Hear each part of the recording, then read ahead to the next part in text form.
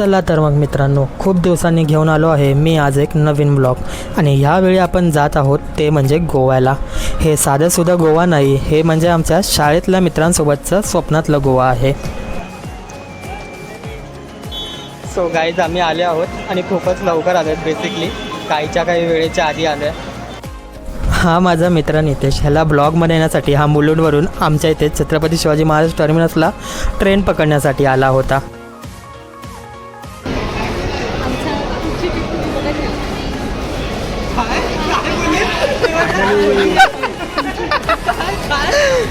ही आहे आमची भावी ब्लॉगर, जिचा लवकरच एक व्हिडिओ येणार आहे आणि ती ब्लॉगवरती टाकणार आहे, तर सगळ्यांनी नक्की बघत राहा. गोव्याला जाण्याआधी ट्रेनमध्ये गप्पा म्हणजे आमच्या खूपच सुरू झाल्या होत्या. तिथे जाऊन काय करायचं, कुठे राहायचं, काय खायचं व काय फिरायचं हे सगळे आम्ही जण ठरवत होतो. तसंच आम्ही प्लॅटफॉर्मवरून चालत आमचा डब्बा पकडण्यासाठी पुढे निघालो. पुढे चालता आमचा डब्बा बऱ्याच पुढे असल्यामुळे बऱ्याचपैकी आम्हाला पायवाट करत पुढे जायचं होतं. जसा आमचा डब्बा आला तसे ही सगळी लोकं पोच देण्यासाठी उभे राहिले आणि सगळेजण एक एक करून ट्रेनमध्ये चढायला लागले. त्यांना माहीत होतं की त्यांचा व्हिडिओ निघणार आहे, म्हणून मस्तपैकी सगळ्यांना हाय बाय करत हा चढत होते. ट्रेनमध्ये चढल्यानंतर आम्ही सगळेजण सेटल झालो.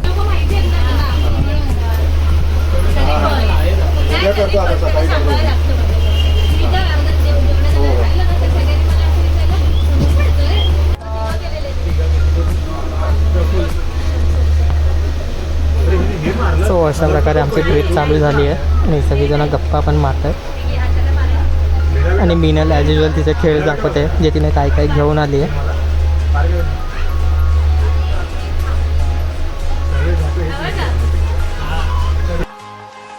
इंस्टाग्रामच्या रील्स आणि यूट्यूबच्या शॉर्ट्स बघून आम्ही ठरवलं होतं आम्हीसुद्धा जाताना मेंढीकोट आणि उनो खेळणार. त्याचप्रकारे आम्ही तयारीसुद्धा केली होती.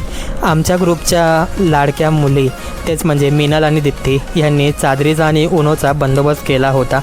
चादर पायावरती हंतरून उनोच्या पत्त्यांचा वाटून आम्ही आमच्या डावाला सुरुवात केली.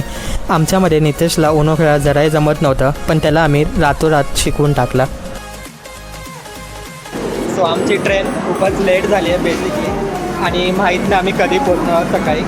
आमच्या मुली पतच नाही आहे काही आम्हाला असं वाटतं चुकीच्या ट्रेन. आणि तुम्ही बघू शकता तिथे मुली पण वैतागले आहेत. बेसिकली ही दीप्ती आहे जी खूप कंटाळली आहे, आणि मीनल तर वाटतं इन्स्टंट टाकत झोपली की काय माहीत नाही आली. ट्रेन एवढी लेट झाली आहे, ही दीप्ती इथे बसली आहे आणि लिटरली वैतागली आहे. मीनल कुठे गेली आहे? Oh shit. चले एक काम कर, 200 रुपये दे और 50 रुपये काट ओव्हर ॲक्टिंग. क्रिएटिंग पॅटर्न्सच्या ओनर्स आहेत त्या. नेहमीच यांच्या हाताला चाळे असतात, असं काहीतरी करायचं. आता चाललो आम्ही गोव्याला, पण तिकडे पण काहीतरी टोकरं बनवत बसले आहेत ते.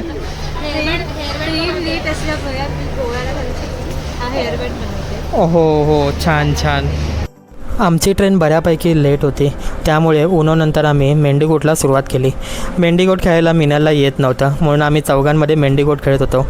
तुम्ही माझ्याकडे मेंढ्या तर बघत असालच. मेंढीकोटचा डाव चांगलाच रंगला होता. रात्री खिडकीतून बाहेर बघत कधी आमची पहाट झाली हे आम्हाला कळलेसुद्धा नाही. पहाटे रेल्वेसुद्धा खूप उशिरा चालत होती. जवळपास आमची ट्रेन मला वाटतं सुमारे अर्धा एक तास लेट चालत होती. ट्रेनला सायडिंग दिल्यावरती ट्रेनच्या बाहेरील नदी, डोंगरं व ढगाळ वातावरण बघत आम्ही आमचा प्रवास करत होतो. अरे, तर मी ओळख करून द्यायची तर राहूनच गेले. हे होते विशाल, नितेश, दीप्ती आणि मीनल. हे आम्ही सगळे लहानपणीपासून शाळेतले गेले 10 ते 12-15 वर्षापासून एकत्र असलेले मित्र. शाळेमधून कधी मोठे होऊन आम्ही गोव्याच्या ट्रिपसाठी एकत्र निघालो हे आम्हाला कळलेसुद्धा नव्हते. गोव्याच्या ट्रिपमध्ये जाताना सगळेच जण खूप एक्सायटेडसुद्धा तेवढेच होते. लहानपणी बाकावरती आम्ही चणे शेंगदाणे खायचो, तसेच चणे शेंगदाणे खात ह्यावेळी तर आम्ही आमच्या गोव्याच्या ट्रिपला जात होतो. एकाची ओळख द्यायची तर राहून गेली. हा होता सर्वेश, ज्याने एसीची तिकीट बुक केल्यामुळे तो आमच्या कंपार्टमेंटमध्ये नव्हता. चला तर मग मित्रांनो,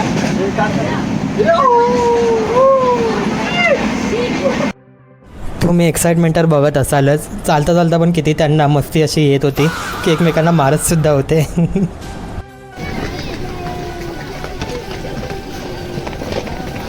सो फायनली गाईज, गोव्याला आम्ही आले आहोत आणि हे आमचे सगळे पंटर उतरले आहेत. So let's go. आपल्याला तसं पण ते करायचं आहे ना, गो माइल्स.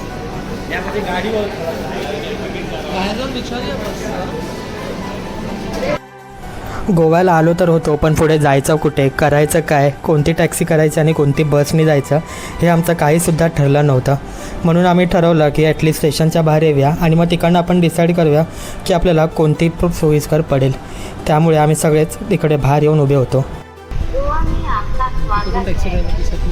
एवढ्या सगळ्या टॅक्सी आहेत, पण एकाही काय कामाची नाही आहे ह्यातली. 1100 रुपये पणजी सिटीला सांगते आम्हाला. बट एनिवेज बस स्टॉपला जाऊन बघू आम्ही, जर काही बसेस मिळत असतील तर. हे दुखावलेले चेहरे आहेत बिचारे. टॅक्सीचे रेट्स बघून आमचं अर्धा गोवाचं बजेट हलतं आहे इकडे. अर्धी पोरं आमची खाली उभी आहेत आली, आम्ही वाट बघतोय वर. बघूया आता खाली जाऊन. गोव्याला आलो आणि खर्च होणार नाही असं तर होणारच नाही. सो शेवटी आम्ही एक फायनली टॅक्सी केली आणि आम्ही आमच्या हॉटेलकडे जाण्यासाठी निघालो. पण जाता जाता तुम्हाला कळेलच,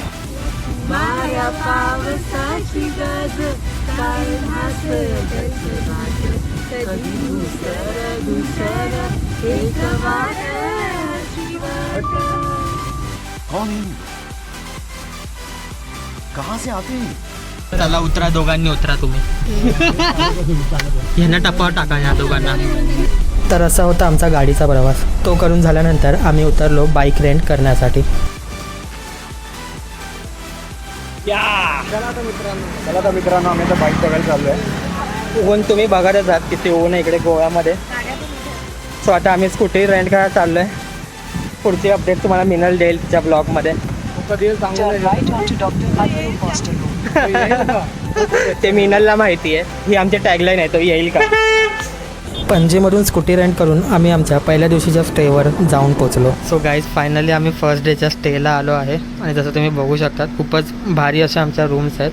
ह्या 2 रूम आम्ही बेसिकली बुक केल्या आहेत. आणि इकडनं आतमध्ये जाल तरी बघा रूम खूप स्पेशियस पण आहे आणि AC रूम पण आहे, बऱ्यापैकी चांगली मेंटेन्ड आहे. सेम आमची दुसरी पण रूम आहे.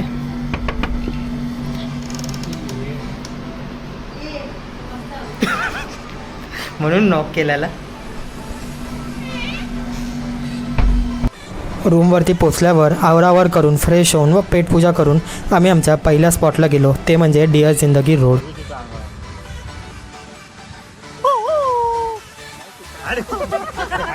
डिअर जिंदगी रोडवरती कुत्र्यांचा आवाज काढणारा तो म्हणजे दुसरा तिसरा कोणी नसून आमच्या ग्रुपमधला हाडामासाचा ॲक्टर होता.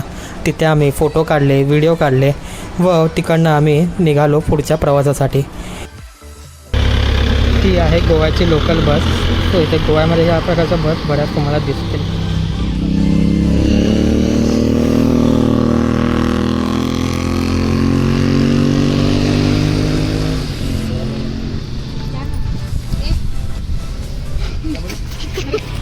नारळ कसे?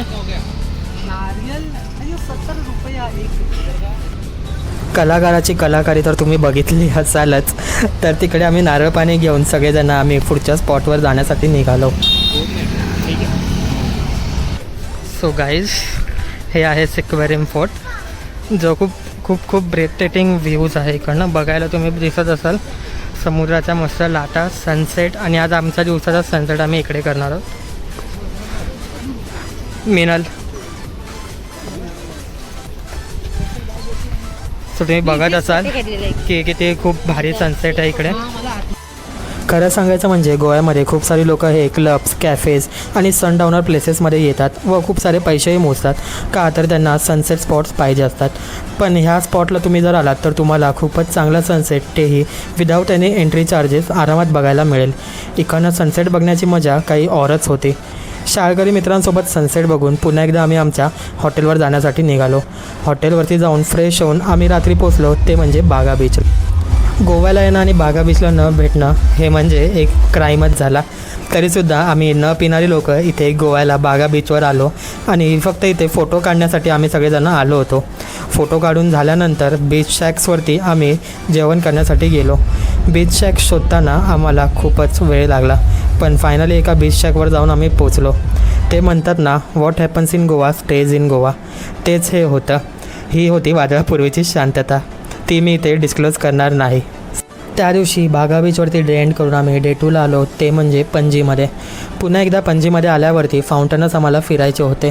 फाउंटनस म्हणजे मुळात ही गिरगावची खोताची वाडीच तुम्ही बोलू शकतात.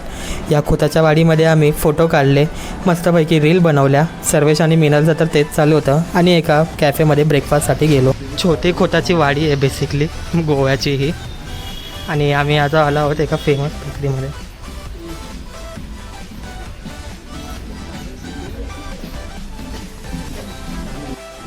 गोव्यामधील हे कॉन्फेटेरिया 31 डी जेनेरिओ बेकरी खूपच फेमस आहे.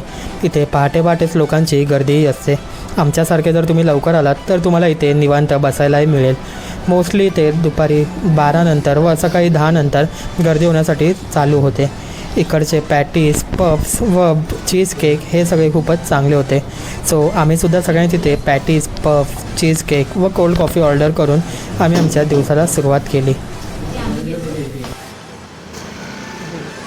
सो जस्ट आम्ही बेकरीमधून ट्राय करून आलो आहे. आणि दीप्ती, ॲज पर यू तुला काय आवडलं सगळ्यात जास्त बेकरी आयटम? मला व्हेज पॅटीस आणि मशरूम पॉप जास्त आवडला compare to veg cheese grill. आणि व्हेज चीज ग्रिलमध्ये एवढं जास्त चीज नव्हतं असं माझ्या मते. आणि cold coffee was good. Then Indians is quite good actually. आणि थोडंसं मॅनेजमेंट पाहिजे होतं त्यांच्याकडे, जे की नाही आहे. They should improve in it. So how much will you recommend this cafe to everyone? I will recommend for experience only. But if you असं वाटते ते- स्पेंड एक तर हा मराठीत विचारतो, इंग्लिशमध्ये सांगितलं आहे. पण एक्सपिरियन्स आणि फूड टेस्ट पण चांगली होती. ॲम्बियन्स चांगला होता. ॲम्बियन्स चांगलाच आहे. ॲम्बियन्स फूड मॅनेजमेंट पाहिजे डेफिनेटली 10 होतं. on 10. हां. फक्त टाईमला वेळ लागू शकतो कारण फेमस असल्यामुळे थोडा वेळ खूप लागू गर्दी होते आणि कंजेस्टेड जागी जास्त जेवढं गर्दी होते. शक्यतो तुम्हाला जेवढं जमेल तेवढं लवकर लवकर या. आणि- लवकर येत जा.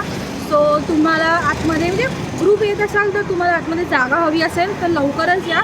जसं आम्ही केलं, आम्ही लवकर आलो त्याच्यामुळे आम्हाला चांगली जागा मिळाली आणि आमच्या बसायला. नंतर खूप आणि वेटिंगमध्ये आमच्या उभं राहायला नंतर खूप लागलं लोकं जागेसाठी waiting पण वर होते. ऑर्डरसाठी पण. आणि कोल्ड कॉफीबद्दल काही? कोल्ड कॉफी खूप छान होती, ठीक होती. त्याच्यामुळे प्यायला खूप मजा आली. ओके. सो कॅफेमधून निघून आम्ही इमॅक्युलेट कॉन्सेप्शन चर्चवरती आलो. इथे आम्ही बरंच ऊन असल्यामुळे फोटोही काढले व तिकडनं निघण्यासाठी पुढच्या प्रवासाला निघालो. तिकडे पुढे जाण्याआधी आम्हाला बोटीमधून पलीकडच्या टोकावर जायचे होते. हे होतं रे बंदर फेरी टर्मिनल. दुसऱ्या दिवशी पावसालासुद्धा सुरुवात झाली होती, म्हणून आम्ही सगळ्यांनी आमचे पोंचो घातले व पोंचो घालून आम्ही बोटीमध्ये जाण्यासाठी निघालो. बोटीमधून पलीकडे जाण्यासाठी निघालो तेव्हा तिथे बोटीमधून पर पर्सन म्हणजेच पर गाडीच्या मागे 200 रुपये चार्जेस ती लोकं चार्ज करत होते. तिकडनं बरीच लोकं पलीकडच्या तीरावरती जात होते. गोव्यामधल्या लोकल लोकांना ही बोटीची राईड फ्री असते, पण टुरिस्ट लोकांना इकडे पे करावे लागते. बोटीमधून पलीकडे गेल्यावरती आम्ही आमच्या पुढच्या स्पॉटला पोचलो, ते म्हणजे श्री सप्तकोटेश्वर मंदिर, नार्वे गावामधलं. हे मंदिर ॲक्च्युली छत्रपती शिवाजी महाराजांनी त्यांच्या काळामध्ये बांधले होते. या मंदिराचा इतिहासही खूप जुना आहे.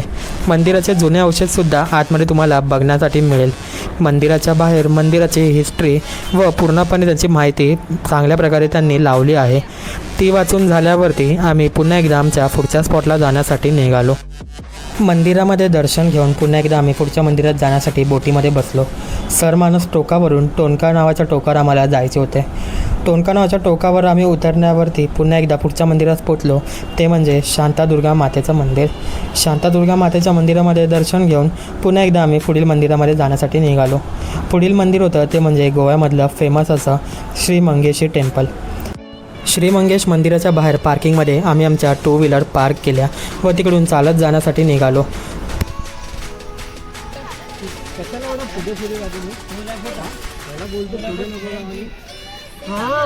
मी हेच बोलणार होतो, थँक्यू. मी विसरलेलो.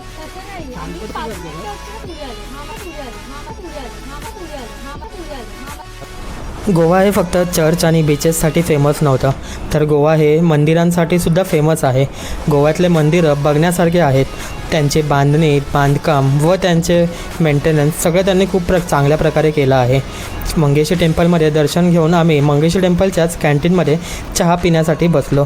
बाहेर पाऊस पडत असल्यामुळे गरमागरम चहा पिण्यासाठी आम्ही सगळेजण आतमध्ये आलो. दिवसभर गाडी चालवून पोरं सगळीच थकली होती, त्यामुळे सगळेच जण चहाची व कॉफीची वाटसुद्धा पाहत होते. जशी चहा आणि कॉफी आमच्या ग्रुपमधले नितेश आणि मिनल घेऊन आले, तसेच सगळ्यांच्या चेहऱ्यावर हसूसुद्धा आलं. चहा पिऊन झाल्यावरती पुन्हा एकदा आम्ही मंदिराच्या बाहेर आलो व तिथे ह्यांचं नियमितप्रमाणे रील आणि फोटो काढण्यासाठी सुरुवात झाली. सर्वेश रीलच्या आयडिया बघत होत्या, तर मिनल ऑलरेडी रील काढायला सुरुवातही झाली होती. दर्शन घेऊन आम्ही परतीच्या प्रवासाला निघालो. म्हणून मग तिथे हे BITचे भावी रायडर्स आमचे रेडी होणार आहे, त्याच्यानंतर आमची रिटायरमेंट येणार आहे. दुसरी रायडर मला वाटतं येते आहे, ती जरा तिकडे टर्निंगला अडकली आहे. ही आहे आमची दुसरी रायडर, BITची भावी रायडर, जी काही वर्षांनी गाडी चालवायला शिकणार आहे आणि जरा नवीन आहे, पण एकदा शिकली का आमची रिटायरमेंट येणार आहे बेसिकली. संध्याकाळी उशीर झाल्यामुळे basilica of Bom Jesus church हे बंद झाले होते, त्यामुळे आम्हाला आतमध्ये जाण्यासाठी मिळाले नाही. पण आम्ही त्याच्याच बाहेर उभे राहून तिकडे फोटो व्हिडिओ काढत बसलो व गप्पासुद्धा मारायला लागलो. पुढील आमच्या रात्रीचा शेवट कसा करायचा होता हे आमचं डिस्कशन तिथे चालू होतं. ते सगळं डिस्कशन झाल्यावर आम्ही बर्गर फॅक्टरीमध्ये जाऊन बर्गर खाल्ले व रात्रीचा शेवट केला.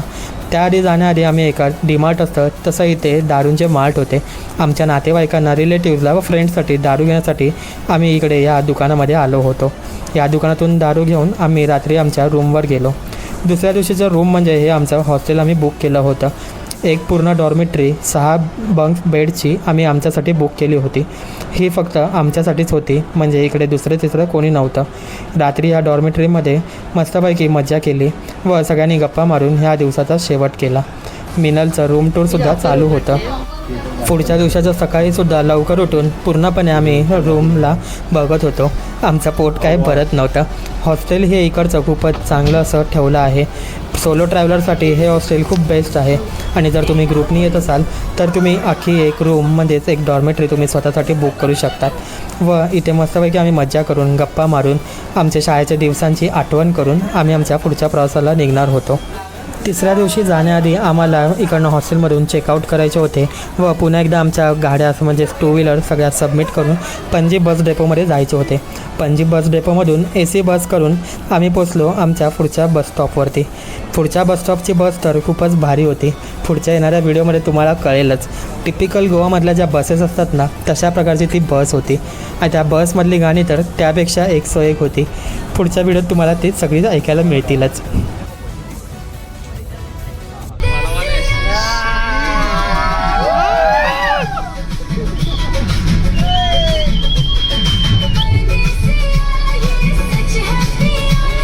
बटन परत जाईल.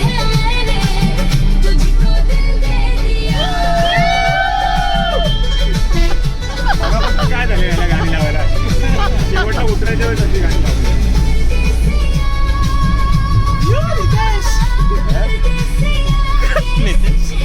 काय होतंय?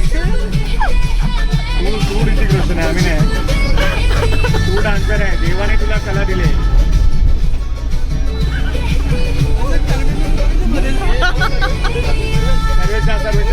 सर्वे जा फुल डान्स करे.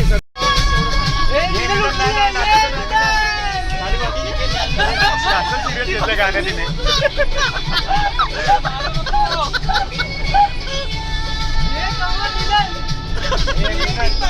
अमिषा पटेल आली भाई. बसमधून उतरून तुम्ही बघितलं असालच किती भारी बस होती. त्या बसमधून उतरून आम्ही आमच्या तिसऱ्या दिवशीच्या स्टेवर आलो.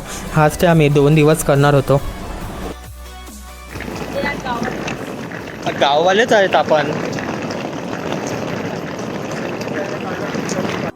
रूमवर जाऊन फटाफट बॅगा ठेवून व फ्रेश होऊन आम्ही आलो आमच्या पुढच्या जेवणासाठी.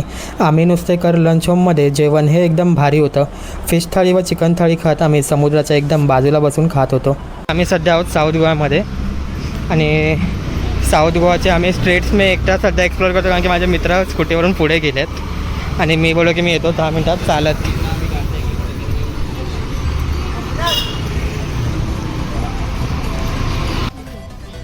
ही आहे आमच्या ग्रुपची डोरा द एक्सप्लोरर.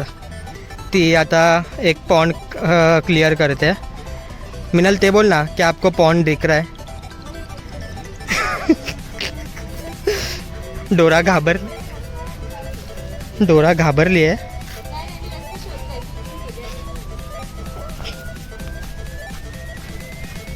डोरा के पीछे हम लोग जा रहे हैं वैसे तो. सो साऊथ गोव्यामधला पहिला स्पॉट होता तो म्हणजे पालोलेम बीच. पालोलेम बीचवरती आम्ही सगळेजण फोटो काढण्यासाठी इकडे संध्याकाळी आलो होतो. हा बीच साऊथ गोव्यामधला सगळ्यात भारी आणि सुंदर असा स्वच्छ बीच आहे. किनाऱ्यावर उभ्या असताना मला एक कवितासुद्धा आठवली, ती मी आता तुम्हाला सांगतो. समुद्राच्या लाटात हसरे क्षण सापडले, वाऱ्याच्या गाण्यात जुने सूर जागले, हातात हात आणि प्रवास झाला खास, मैत्रीमुळे प्रत्येक वाट झाली सुवास.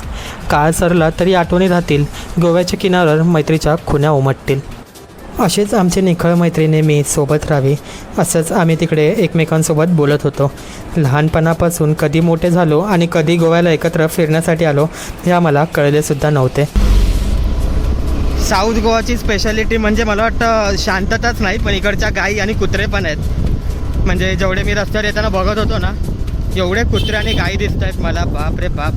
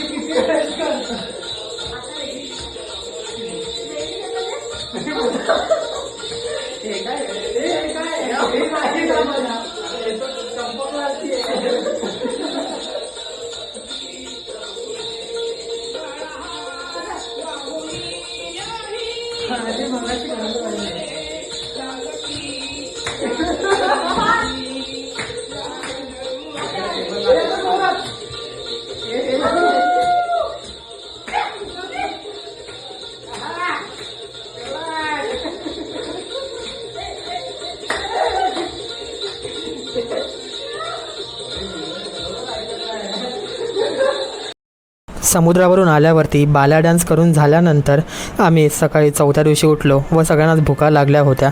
त्यासाठी नितेशने आमच्या सगळ्यांसाठी चीज मॅगी बनवली होती. चीज मॅगीवरती ताव मारण्यासाठी सगळेजण सकाळी लवकर उठून फ्रेश झाले व मॅगी खाण्यासाठी तयार होते. बोला रे बोला, विशाल बोल, मीनल बोलते.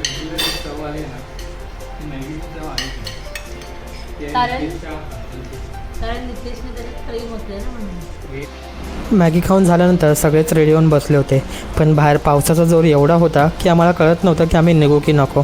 पण तरीसुद्धा गोव्याला आलो आणि घरात बसून करणार तरी काय, म्हणून आम्ही सगळे पुन्हा एकदा गाड्या घेतल्या व निघालो आमच्या पुढच्या प्रवासाला.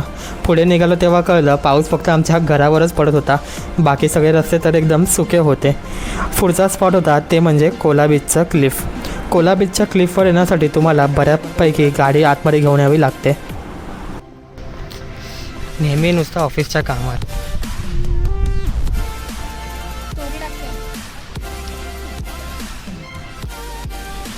So guys, we are heading towards Kola Beach for the kayaking of the Blue Lagoon, the most famous and also most overcrowded place. But let's see how it goes. येताना चढत यायचं एवढं वर, लक्षात ठेवा. दीप्ती तुला स्पेशली, तुमच्या मागून व्हिडिओ पण बोलते एस्थेटिक चाला, असे मजदूर सारखे नका चालू. मिनल काढ. व्हिडिओमध्ये तुम्ही बघितलं असालच किती पायऱ्या उतरून आम्हाला खाली यावं लागलं त्या कोला बीचच्या क्लिफवरून. आणि ते खाली उतरून आल्यावरती पुन्हा एकदा आम्हाला अजून पायऱ्या उतरून समुद्राच्या ऑलमोस्ट आम्ही जवळच पोचलो होतो. समुद्राच्या जवळ गेल्यानंतर समुद्र ओलांडायचा हे बघून सगळ्यांनाच जरा टेन्शन आलं होतं, पण तरीसुद्धा एवढ्या लांब आलो आहे आणि आता ओलांडून जाणार नाही का, म्हणून आम्ही तिकडनं कसे तरी आपले निघालो. कोला बीचच्या क्लिफवरून एवढं ओलांडून आपण तिकडे पलीकडच्या टोकावर जाणार होतो आणि सगळेजण तिकडनं आपापलं सामान आरामात पावलं ठेवून एकमेकांना हात देऊन पकडत पुढे जात होते. समुद्राला भरती असल्यावेळी इकडनं जाणं खूपच मुश्किल आहे. आम्ही गेलो त्यावेळी समुद्राला एवढी भरती नव्हती, पण पाणी बऱ्यापैकी तिकडनं तेवढ्याशा वाटेमधून आतमध्ये येत होते. समुद्रातून आम्ही पलीकडच्या टोकाला गेलो, दगडांवरती पाय ठेवून आम्ही पोचलो ते म्हणजे कोला बीचच्या कायाकिंगला. कोला बीचच्या कायाकिंगसाठी आम्ही तिकडनं बोट रेंट घेतली व सगळेजण फटाफट बोटमध्ये बसलो.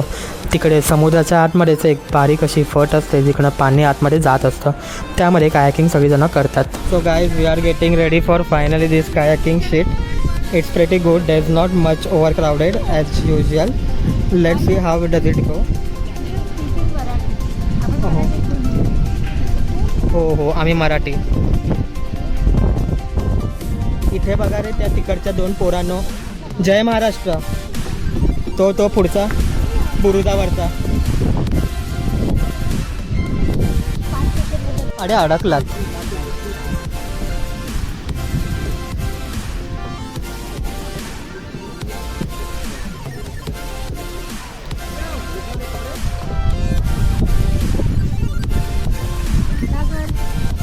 हाय मीनल. आहेस.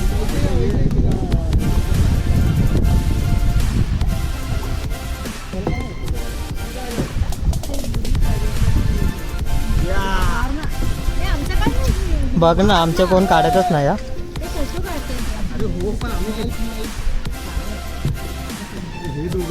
तर मित्रांनो, आम्ही आलेलो आहोत आज कायाकिंग करायला कोला बीचला आणि इतका सुंदर नजारा नजारा नाही. ही कोला बीचची कायाकिंग जवळपास 1 तासभर चालली होती. तिकडे तुम्ही 1 तासभर बऱ्यापैकी बोटी चालवत बसू शकतात आरामात. नारळाची झाडं आहेत चारी बाजूला. सगळे मस्तपैकी कायाकिंग करत आहेत आणि हा सागर सुद्धा. सागर खूप भारी असं वाटतं. लाटांवरती तरंगत होत्या फक्त कायक्सच नव्हत्या, तर आमच्या आयुष्यभराच्या जपाव्या अशा आठवणी आम्ही तिकडे तरंगत होत्या. आम्ही सगळे एकत्र फक्त फिरत नव्हतो, तर एकमेकांच्या आठवणी तिथे सगळीजणं घडवत होतं. समुद्रसुद्धा विशाल होता, पण आमचा आनंदही त्याहून मोठा होता, कारण आम्ही सगळे एकत्र इकडे फिरायला आलो होतो. शेवटी आम्ही सगळे कायाकिंग करून दमलो व त्यामुळे आम्ही कायाकिंग बंद करायचा निर्णय घेतला व तिकडनं बाहेर आलो. तिकडनं बाहेर येताच आम्ही विचार केला की थोडा आता आपण कोला बीचचा सुद्धा आनंद घेऊया. पण कोला बीचच्या समुद्रावरती तिकडे जाण्यामध्ये मनाई होती. समुद्राला उधाण व भरती असल्यामुळे तिकडे कोणालाही जाण्यासाठी अलाउड नव्हते. आम्ही समुद्राच्या किनाऱ्यावरतीच फोटो व्हिडिओ काढले व तिथून आम्ही पुढे जेवणासाठी निघालो. जेवणासाठी कोला बीचच्याच बाजूला लागून आहे ब्ल्यू लगून कोला रिसॉर्ट. ह्या रिसॉर्टमध्ये जेवण करून पुन्हा एकदा आम्ही परतीच्या प्रवासाला निघालो व आमची पुन्हा एकदा मोटर ट्रेनिंग स्कूल सुरू झाली. या आमचे भावी फ्युचर ड्रायव्हर. आता आम्ही घेणार रिटायरमेंट. बॅक सीटवाल्याला एवढा आनंद आहे, तो रिटायरमेंट घेणार आहे आता गाडी चालवण्यापासून. अशी रोज जागा असेल ना चालवायला तर मी तर माझा असा गेम आहे. बोल असा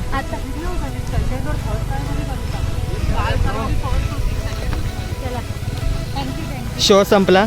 चला. बाय द वे सांगायचं राहून गेलं, गोवा ट्रिपमध्येच माझा बड्डेसुद्धा होता 6 जूनला. त्यामुळे आम्ही रात्री रूमवर जाऊन फ्रेश झालो व पुन्हा एकदा द केप गोवा कॅफेला जाण्यासाठी निघालो. केप गोवा कॅफे हा सुद्धा आमच्या रूमपासून दूर होता, तरीसुद्धा माझा बड्डे होता म्हणून बिचारे सगळेजण आम्ही तिकडनं निघालो, कारण की आम्हाला बड्डे स्पॉईल करायचा नव्हता. त्या कॅफेमध्ये सर्वच मित्रांनी माझ्यासाठी केक मागवला होता. त्या केकचं सेलिब्रेशन करून आम्ही आमच्या दिवसाचा शेवट करणार होतो. या सगळ्या मित्रांना माझ्याकडून खूप खूप खूप थँक्यू.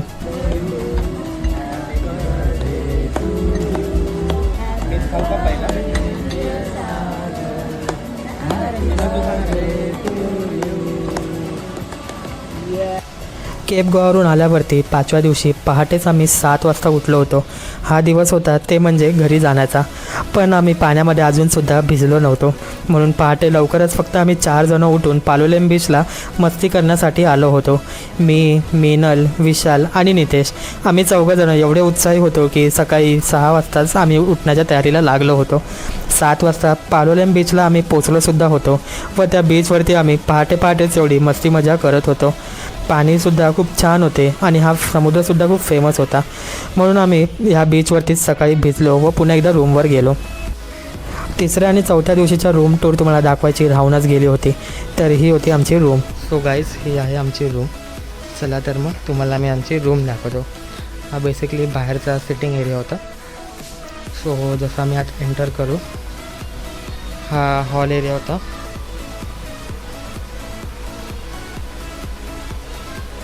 इथे किचन पण होतं, प्लस हे बेडरूम. अभी हम लोग हैं कैफे एंड टोक्यो. ये बोल रहे इतनी हाई प्राइस कैफे बट चीज कितने प्रोडक्ट ये देखो हमारा ठीक है. इसमें जो ड्रिंक थी बिकॉज हम 2-3 मिनट में ऐसे निकल रहे थे ऑर्डर आते ही 2 ड्रिंक्स बन गए. 2 ड्रिंक्स रूम टूर झाल्यानंतर आम्ही पुन्हा एकदा मडगाव स्टेशनला जाण्यासाठी निघालो होतो. गाडीमध्ये जाताना आम्ही मस्ती करत तिकडनं जात होतो, पण मस्ती करता करता आमच्या ग्रुपमधल्या दीप्तीला मस्ती महागात पडली व तिची जिरली होती. हे तुम्ही व्हिडिओमध्ये बघतच असाल. आज आहे शेवटचा दिवस झालाच आहे, म्हणजे ऑलमोस्ट. ट्रेनसाठी निघालो आहेत आम्ही. बघू शकतात किती उदास आहेत मुलं आणि किती थकले आहेत. बेसिकली जायचं कोणाचंच मन नाही आहे, पण पुढच्या वेळी परत आम्ही येऊ हीच अपेक्षा ठेवून आम्ही इकडे निघतो आहे. फक्त या मधल्या मुलाचा माहीत नाही, चेक्सवाल्याचा, की तो येणार आहे की नाही, पण बाकीचे नक्कीच ट्राय करतील. Signing off from Goa until next time. Bye.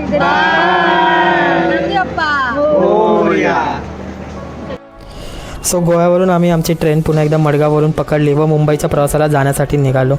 सगळेजण ट्रेनमध्ये आराम करत होते. ही पण होती एक वादळापुरीची शांतता. ट्रेनमध्ये आम्ही उनो खेळत होतो. उनो खेळून झाल्यानंतर आमची ट्रेन एवढी लेट होती हे आम्हाला माहीतही नव्हतं.